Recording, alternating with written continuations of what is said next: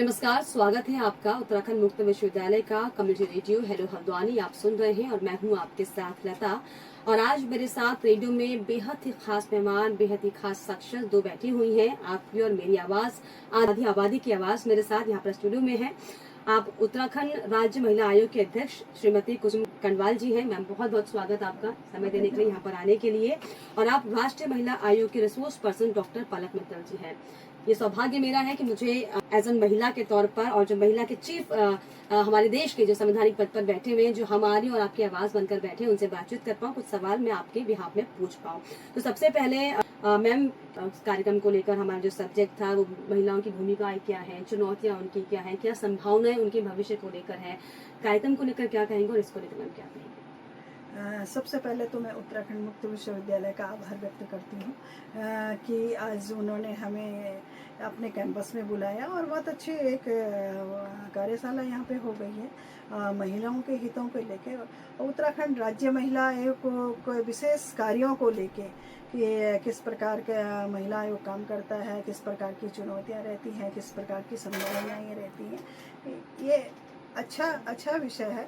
इस विषय पर आज बहुत अच्छी चर्चाएं हुई हैं कि वास्तव में उत्तराखंड राज्य महिला आयोग उन महिलाओं के साथ हैं जो किसी तरह से भी वो मानसिक रूप से या शारीरिक रूप से किसी अलग तरीके से वो महिला उसके साथ हिंसा हो रही है और वो किसी तरह से प्रताड़ित है, तो ऐसी महिलाएं ही हमारे पास आती हैं। तो उन महिलाओं को हम कैसे न्याय दिला सकते हैं, कैसे वो परिवार से अलग हो जाती हैं, कैसे परिवार में वो प्रताड़ना झेलती हैं, ये सारी चीज़ों को लेके हमारे पास आती है। तो हम निश्चित ही उसे न्याय दिलाने का काम करते हैं, हम उसके परिवार को ठीक करने का काम करते हैं।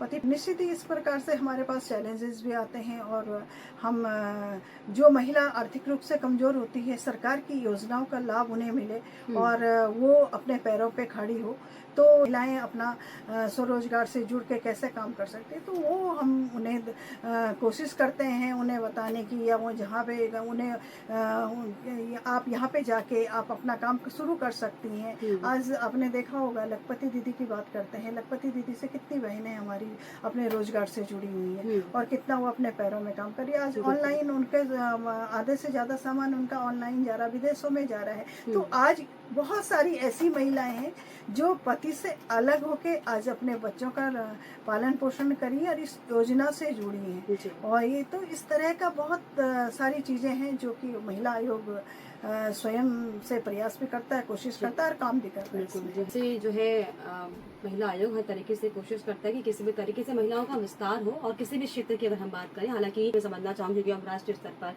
इन चीज़ों को देखते हैं, इन पर काम कर रहे हैं।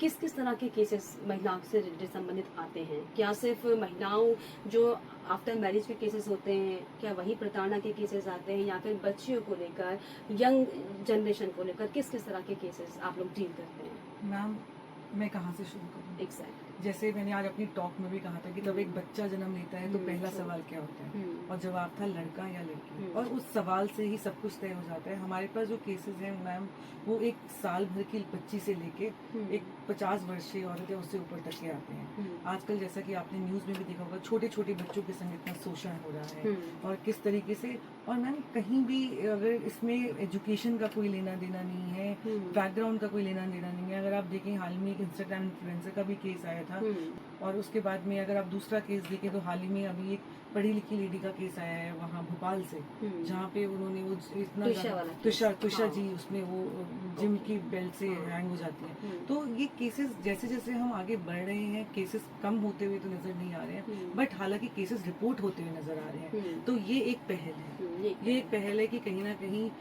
केसेस रिपोर्ट हो रहे हैं तो न्याय भी मिलेगा। और हम तो यही चाहेंगे कि केसेस कम से कम हो, लेकिन पहले रिपोर्ट तो हो जो हो रहे हैं। तो जैसे जैसे रिपोर्टिंग बढ़ती जा रही है केसेस की, और हर तरीके के केसेस आ रहे हैं, और महिला आयोग का तो यही उद्देश्य है कि इसको कैसे अवॉइड किया जाए कि केसेस बने ही ना। और अगर केसेस बनी तो उनको न्याय जरूर बिल्कुल, मिले। वाकई ये बहुत बड़ी जीत भी महिलाओं की मुझे लगता है, मैं समझती हूँ कि हालांकि रिपोर्ट एटलीस्ट हो रही है, पहले हाँ। रिपोर्ट्स नहीं होती थी जी। और ये रिपोर्ट्स अब हो रही है और पूरी कोशिश आयोग की है कि रिपोर्ट्स ना हो, वो नौबत ना आने पाए। ये वाकई बहुत बड़ी चुनौती भी है आप लोगों के लिए भी और ग्राउंड पर जो महिलाएं से जूझ रही हैं उनके लिए भी। जी। ऐसे में कुसुम जी, जिस तरीके से हालांकि हम अब आधुनिक दौर की बात कर रहे हैं, नई शिक्षा की बात कर रहे हैं, अभी आपने ऑनलाइन शिक्षा, ऑनलाइन फ्रॉड को लेकर भी बहुत महत्वपूर्ण एग्जाम्पल दिया। ऐसे में आयोग किस तरीके से इस पर काम कर रहा है ताकि ऑनलाइन फ्रॉड से बच्चियों को, लड़कियों को, महिलाओं को बचाया जा सके? और इसके अलावा मैं दो सवाल साथ में इसलिए पूछूं क्योंकि समय आप लोगों के पास का हमें जाना है, तो मैं चाह रही मेरी बातें पूरी जो है कंप्लीट हो जाए। और जो उच्च शिक्षा ली हुई महिलाएं हैं उनके लिए भी विभाग किस तरीके से काम कर रहा है? सबसे पहले लता जी, आपका अच्छा प्रश्न है। आज ऑनलाइन हम लोग फ्रॉड के शिकार हो रहे हैं और बहुत ज़्यादा, और सबसे ज़्यादा अगर हो रही तो महिलाएं हो रही हैं। और महिलाओं को कई बार टेलीफोन के माध्यम से आ रहा है कि आपका पार्सल आया है तो आप इसे ले लीजिए और आप ऐसा कीजिए, ये वाला नंबर नोट कर लीजिए, इसमें ये वाला ये करके और डायल करके। और जब मतलब लोगों को थोड़ा समझना पड़ेगा कि अगर आपने कोई चीज़ मंगाई, ऑनलाइन मंगाई है, तो आपको पता होनी चाहिए। तो कई बार क्या होता है कि हम लोग तो अरे सोचते हैं कि अरे मेरे बच्चे ने तो नहीं मंगाई, और हम कहते हैं हाँ ठीक है मैं देख लेती हूँ, और हम कई बार क्या है उस नंबर को डायल कर देते हैं, फिर हमारा पूरा अकाउंट खाली हो जाता है। इस तरह की तमाम सारी घटना बहुत आए दिन हो रही है, क्योंकि हम भी रोज रिपोर्ट करते हैं। आज महिला कहती है मेरा इतना पैसा चला गया, इतना, और सबसे ज़्यादा भोली वाली होती महिलाएं। तो इसलिए मैं उनसे कहना चाहती हूँ कि बहुत सोच समझ के हम ऑनलाइन कुछ भी करते हैं, कोई भी शॉपिंग करते हैं तो उसे हमें सोच समझ के करना चाहिए। और साइबर का किसी भी तरह की क्राइम आपके पास क्या हो रहा है, किसी भी तरह से आपको आज एआई के माध्यम से क्या होता है कि पूरा फेस ही अलग अलग, दूसरा मेरे फेस में दूसरे का फेस लगा देते हैं और फिर मुझे ब्लैकमेल करते हैं, कहते हैं आपने हमें इतना पैसा देना है और आप तो वहाँ पे ये आपका ये था, आपको कहीं बिठा देते हैं किसी चीज़ में, वो कुछ भी कर दिखा देते हैं, और अगर आपने नहीं किया तो इसे सोशल मीडिया में डाल देंगे, आप इतना पैसा दे दीजिए या ये हमारी बात सुन लीजिए। और इस तरह से महिलाएं डर जाती हैं, उन्हें लगता है, क्योंकि हमारा उत्तराखंड ऐसा है कि जो वास्तव में एक अपनी संस्कृति को समेटे हुए है और वो अपने संस्कारों से भी बंधा हुआ है, तो लड़कियां डर जाती हैं कि अरे बाप रे हमारे घर वाले सुनेंगे तो क्या होगा, कैसे होगा, वो डर जाती। क्योंकि इस तरह के केसेस मेरे पास आए हैं कि जब वो, क्योंकि वो बहुत डर के नहीं बोलती, वो सोचती है कि माँ कहेगी कि क्या तेरा किसी से संपर्क तो है तो नहीं, या तू किसी उसको जानती तो नहीं है, उसके संपर्क में तो नहीं है, वो जब मना करते थे। लेकिन जब हम उसमें जब महिला या लड़की हम तक पहुंच पाती है तो हम तुरंत उस नंबर से तुरंत जानकारी लेते हैं, पुलिस के माध्यम से कहते हैं इसकी पूरी डिटेल निकालो, तब पता चलता कितना फ्रॉड है। तो इसको बचने के लिए कोई भी लड़की हो या कोई भी महिला हो, अगर इस तरह का फ्रॉड आपको ब्लैकमेल किया जा रहा है जो आपने किया ही नहीं है, पहले आप अवश्य पुलिस के पास जाएं, महिला आयोग के पास जाएं, पहले सलाह जरूर ले लें, उसके बाद ही आप कोई स्टेप उठाने से पहले ये आप जरूर कर लें। ऐसे में कुसुम जी, कितना आपको दुख होता है, क्या विडम्बना आपको लगती है? क्योंकि जिस तरीके से अभी आपने कहा कि बच्चे लड़कियां डरती हैं, अभी भी आप सोचिए आधुनिक दौर में हम जी रहे हैं, हमारे पास मोबाइल है, इंटरनेट है, वास्ट जानकारी हमारे पास है, कितनी पीड़ा आपको होती है एज अध्यक्षा मैम कि आज भी लड़कियां अपनी परेशानी बताने से डर रही, घबरा रही हैं? होता है जो जिस परिवार में थोड़ा अनुशासन होता है उस परिवार में, अगर, क्योंकि सोशल मोबाइल तो सभी के पास है, आज हम इंस्टाग्राम पे हैं, हम ट्विटर पे हैं, हम फेसबुक में हैं, अपना पेज है, सभी में है, तो हमारी तो हर चीज खुली हुई है ना, हमारी वास्तव तो हमारी पहचान भी सबको पता है, तो उसी का फायदा वो उठा लेते हैं जो जिनका काम यही होता है, जिनका कमाई का साधन भी यही होता है, फ्रॉड करने का काम भी यही होता है। तो इसलिए हमें खुद को अवेयर होना पड़ेगा, जागरूक होना पड़ेगा कि पहले जो चीज हमने की नहीं है उसमें एक बार दिमाग लगा के, सोच के, परिवार के साथ डिस्कस करके कि मेरे साथ ये ऐसा हो रहा है, और उसके बाद आप कंप्लेंट कीजिए ना, आप अपने नजदीकी थाने में जाके कंप्लेंट कीजिए, आप आयोग में आके कंप्लेंट कीजिए। तो मैं आपको अवश्य करें, मैं एक आपको आयोग का नंबर भी दे देती हूँ, जो भी बहनें हमारी आवाज़ सुन रही हो, हम तक पहुँच नहीं पाती हैं, आप आयोग के नंबर पे आप कंप्लेंट कर सकते हैं, 8126774374। इस नंबर पे आप कॉल कर सकती हैं, आप अपनी कंप्लेंट दर्ज करा सकती हैं, व्हाट्सएप के माध्यम से करा सकती हैं। तो निश्चित ही हम आपकी सहायता के लिए, आपकी मदद के लिए खड़े हैं। बहुत ही खास बात है कि सीधे जो है हमको सीधे मदद के लिए उन्होंने अपना नंबर दिया। आप अगर किसी भी समस्या से जूझ रहे हैं, आप सीधे इस नंबर पर कांटेक्ट कर सकते हैं। पलक जी, क्योंकि आप राष्ट्रीय स्तर पर महिलाओं को देखती हैं और अगर हमारे पूरे देश की हम बात कर ले तो ग्रामीण क्षेत्र बहुत ज्यादा है, महिलाएं जो है वो एक मुख्य धारा से जुड़ नहीं पाती हैं। इसको लेकर आयोग किस तरीके से काम करता है कि वो जो हमारी पिछड़ी हुई महिलाएं हैं अभी जो ग्रामीण क्षेत्रों में रह रही हैं, जिन्हें नहीं पता इंटरनेट क्या होता है, मोबाइल क्या होता है, जागरूक होना क्या होता है, उनको लेकर आयोग किस तरीके से काम कर रहा है उन्हें आत्मनिर्भर बनाने के लिए? देखिए, अभी जैसे मैम ने भी बताया, मैम साक्षात हमारे संग यहाँ पे हैं, तो जिलों जिलों में जाया जाता है। जैसे उत्तराखंड स्टेट में मैम खुद हैंडल कर रही हैं, तो मैम ने बताया था कि उन्होंने कुछ जिलों में हाल ही में अभी AI का भी अवेयरनेस प्रोग्राम कराए हैं। और उसके बाद लखपति दीदी का, जैसे मैम ने बताया कि ऑलरेडी एक प्रोग्राम है लखपति दीदी का, जिसमें महिलाओं को ये अपॉर्चुनिटी दी जाती है कि वो आएँ और अपना उसमें पार्टिसिपेट करें। तो जो हमारे ग्रामीण जिलों की महिलाएं हैं, तो कमीशन की वो रहता है, कोशिश रहती है कि स्टेट कमीशन से वो मीटिंग करते हैं और फिर उसके बाद जो स्टेट कमीशन होते हैं वो अपने जिलों में जाके, अपने स्टेट के जिलों में जाके उसको आगे बात पहुंचाते हैं। तो यहाँ पे कुसुम मैडम उत्तराखंड में गढ़वाल और कुमाऊं दोनों ही उसमें उनके जिलों में जाके मैम इतने सारे मैम प्रोग्राम्स कराते हैं। उत्तराखंड अपने आप में ही एक इतना बड़ा स्टेट है जहाँ पे मैडम ने इतना कार्य किया है और इसमें पिछले 5 वर्ष से मैम लगी हुई हैं। तो मैम के सामने तो मैं क्या ही कह सकती हूँ, जो मैम साक्षात आज हमारे साथ हैं। तो ऐसे में मुक्त विश्वविद्यालय को लेकर अगर मैं एक सवाल पूछूं कि मैम मुक्त विश्वविद्यालय की छात्राओं को लेकर, यहाँ की महिलाओं को लेकर, क्या उन्हें आगे बढ़ाने को लेकर, आत्मनिर्भर की धारा में से और जोड़ने को लेकर कोई प्लानिंग अभी जो है आयोग के पास है वर्तमान में, भविष्य में कोई प्लान? ये अच्छी बात है कि मुझे लगता है कि मुक्त विश्वविद्यालय से बहुत सारे ऐसे होते हैं कि जो अपने घर से जुड़े होते हैं और अपना पार्ट टाइम कुछ ना कुछ काम करते रहते हैं। और वो अच्छी बात ये है कि वो उच्च शिक्षा भी ले लेते हैं, और जब उच्च शिक्षा ले लेते हैं तो उनके पास थोड़ा सा ये लगता है कि मेरी शिक्षा अब इतनी ज़्यादा है तो मुझे उसी तरह का कोई कार्य मिले, कोई जॉब मिले। तो निश्चित ही कि उत्तराखंड में मैं महिलाओं की बात करूँ तो माननीय मुख्यमंत्री जी ने आज 30% आरक्षण नौकरियों में महिलाओं को दिया है। और महिलाएं जब शिक्षा लेके, और मैं कह रही हूँ स्वरोजगार से जुड़े ना, मैं दूरस्थ ग्रामीण क्षेत्र की बात करूँ, आज मोबाइल सब जगह है, क्योंकि हम तक जो सूचनाएं आती हैं कि मोबाइल के माध्यम से। कोई भी ऐसा क्षेत्र अछूता नहीं है जहाँ पे महिलाओं के पास मोबाइल नहीं होगा।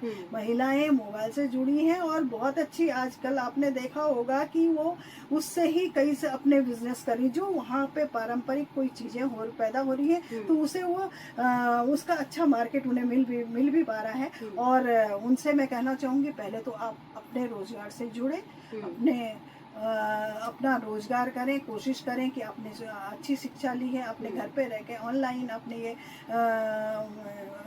क्लासेस ज्वाइन करके आपने जो आपको फायदा मिला है, जो उच्च शिक्षा ली है, जो सरकार की योजना का आपने लाभ लिया, तो आप उसी तरह से अपना काम कीजिए। आप कुछ भी कीजिए, आपको कोई डिश बनानी आती है, मैं तो कह रही हूँ आप उस डिश को बनाइए, आप उसे बनाइए, वही आपका बिजनेस बन जाएगा, व्यापार बन जाएगा।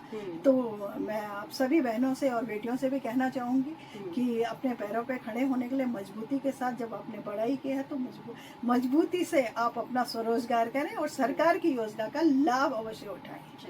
हालांकि हम बात कर रहे हैं महिलाओं की कार्य क्षेत्र में भी हिस्सेदारी की, तो ये भी एक हालांकि रिपोर्ट कहती है कि जो नियमित वेतन वाली नौकरी वाली जो महिलाएं होती है, अभी हमारे प्रदेश में उत्तराखंड की मैं बात करूं तो 10% ओनली है, क्योंकि बाकी जो महिलाएं हैं उनकी कार्य क्षेत्र में हिस्सेदारी जरूर है, लेकिन मान लीजिए वो पशुपालन कर रही हैं, वो स्वयं सहायता समूह से जुड़ी हुई है या अन्य खेती किसानी में जुड़ी हुई है। ऐसे में जो नियमित वेतन वाली महिलाएं हो आगे भविष्य में कि वो नौकरी पेशे को भी एक अपना रोजगार समझे, उसमें आगे बढ़े, इसको लेकर भी क्या आयोग किस तरीके से जागरूकता प्लान करता है कि हालांकि तमाम सरकार की भी योजनाएं हैं, लेकिन फिर भी अभी महिलाएं जो हैं 10% ही हैं जो वेतन भोगी वेतन महिलाओं में आती हैं। लता जी, सबसे पहले तो यह है कि हमारी महिलाएं बहुत सर्वोच्च पदों पे हैं और कई बार तो बहुत इंटीरियर क्षेत्र से महिलाएं निकल के आती हैं और कोई IAS बननी, कोई PCS निकालनी है, कोई अलग अलग बैंकिंग निकालनी है, बहुत सारी निकाली है। लेकिन कुछ ऐसा भी है, कुछ ऐसी भी है जो कि वास्तव में उन्हें जानकारी नहीं होती है कि मैं आवेदन कैसे करूं, किस विभाग में मुझे आवेदन करने का तरीका क्या हो सकता है, तो उसके लिए भी कि वो किस तरह से आवेदन करेंगे। तो महिला आयोग निश्चित ही भविष्य में इस तरह की जानकारियां भी हम भी हमारी कोशिश भी रहेगी कि वो कौन से विभाग में किस तरह से आवेदन करें। अगर वो दूरस्थ क्षेत्र में है, उसे जानकारी का अभाव, वैसे तो हालांकि सरकार की पूरी मुझे लग रहा है कि बिल्कुल आखिरी छोर तक ये कोशिश रहती है कि हर चीज़ की जानकारी हर व्यक्ति को हो, हर महिला को हो। और सबसे बड़ी बात है कि 30% आरक्षण महिलाओं को उत्तराखंड में दिया जा रहा है नौकरियों में, तो प्रत्येक विभाग में, तो किस तरह से वो आवेदन का थोड़ा सा उन्हें ये दिखना कि भाई आप ये कर सकती हैं, आपने जो शिक्षा ली है उस शिक्षा के माध्यम से आप इस विभाग में आवेदन कर सकती हैं। तो इसमें हम सबकी सामूहिक जिम्मेदारी होनी चाहिए सभी की, कि हम अपने आसपास के क्षेत्र में जो हमारी महिलाएं रह रही हैं, जो हमारी बेटियां रह रही हैं, हम उन्हें कैसे गाइड कर सकते हैं। तो हम सब लोग अगर प्रणय ले ले, निश्चय कर ले कि हमें ये जानकारियां इन बेटियों तक पहुंचानी है, इन्हें समझ नहीं आ रहा कि आवेदन कैसे कर सकती हैं, तो निश्चित ही हम सब लोग अगर मिलकर सामूहिक जिम्मेदारी लेके ये बीड़ा उठा लें, तो जो बेटियां वास्तव में सरकारी नौकरियों में आना चाहती हैं वो 30% आरक्षण का भी लाभ लेंगी और निश्चित ही उन्हें वो नौकरी भी प्राप्त होगी। हर एक महिला को कर लेना होगा। मैं आखिरी में एक संदेश कर देना चाहिए महिलाओं को, आप और आखिरी में बस एक संदेश। मैं सबसे पहले तो समस्त जितनी भी हमारी मातृशक्ति है उनसे मैं कहना चाहूँगी कि माँ एक ऐसा शब्द है जो कि मुझे लगता है पूरे परिवार में एक आभा, एक जोश, एक तरह का, मतलब उस परिवार में खुशहाली रहती है। और हमने कहा माँ प्रथम पाठशाला होती है। वास्तव में आज हम ना, आज के युग में जितना हम आगे ये डिजिटल युग में आ रहे हैं ना, उसकी हमें लग रहा है कि आज माँ का महत्व, जो हमारे पुरानों ने बोला होगा ना कि माँ प्रथम पाठशाला होती, वास्तव में सचमुच है। जो संस्कार माँ देती है, जो परिवार में जो संस्कार होता है, बच्चा उसी परिवार को लेके अंतिम सांस तक रहता है कि ये संस्कारों वाली जो हम बात करें, अच्छे संस्कार अगर हम बच्चों पे डालेंगे तो उसी से वो बड़ा एक अच्छा नागरिक बनेगा। अगर हम बुरे संस्कारों को लेकर परिवार में कलह मचा रहेगा तो उसी संस्कार के साथ वो एक ऐसा समाज में उसका व्यक्तित्व ऐसा होगा कि कहीं ना कहीं फिर लगता कि अरे ये तो समाज के लिए बहुत ही ये व्यक्ति ठीक नहीं है। इसलिए मैं प्रत्येक परिवार से कहना चाहती हूँ, कहना कि पहले हमारी जिम्मेदारी अपने परिवार को ठीक करना है, अपने संस्कार, अपनी संस्कृति अपने बच्चों को देना है। एक अच्छे समाज का निर्माण में हमारी क्या सहभागिता हो सकती है, इस सहभागिता में हम सब लोग बढ़ चढ़ कर भागीदार बने और परिवार को ठीक करके समाज को और राष्ट्र की कल्पना, हम अच्छे राष्ट्र की कल्पना हम कर सकते हैं। तो इतना ही मैं आप सबको कहती हूँ। पलक जी, आप आखिर में क्या संदेश देना चाहेंगे? मैं ये कहना चाहूँगी कि आप खुद को कमज़ोर मत समझिए। मेरी सभी महिलाओं से एक गुहार है कि आप कमज़ोर मत समझिए खुद को। मैं 2 पंक्तियाँ पढ़ना चाहूँगी सभी महिलाओं के लिए कि नारी नारी मत कर, नारी नारी मत कर, नारी नर की खान, इससे ही पैदा हुए रहीम हो या राम। क्या बात। तो अगर आप इस प्रकृति को जन्म दे सकती हैं तो आप बहुत आगे भी जा सकती हैं। तो आप खुद को कमजोर मत समझिए। और इसी बात के संग मैं अपनी वाणी को विराम देना चाहूंगी। देखिए, अगर आप प्रकृति को जन्म दे सकती है तो प्रकृति को आप बचा भी सकती है, बना भी सकते हैं और बढ़ा भी सकते हैं। एक नारी की शक्ति है और ये 2 नारी शक्तियां जो है वाकई आज मेरे साथ है, इससे मेरी भी बहुत बड़ी शक्ति बढ़ गई। फिलहाल बहुत शुक्रिया आप दोनों मैम का, कुसुम जी आपका बहुत शुक्रिया, पलक जी बहुत शुक्रिया आपका समय देने के लिए। नमस्कार।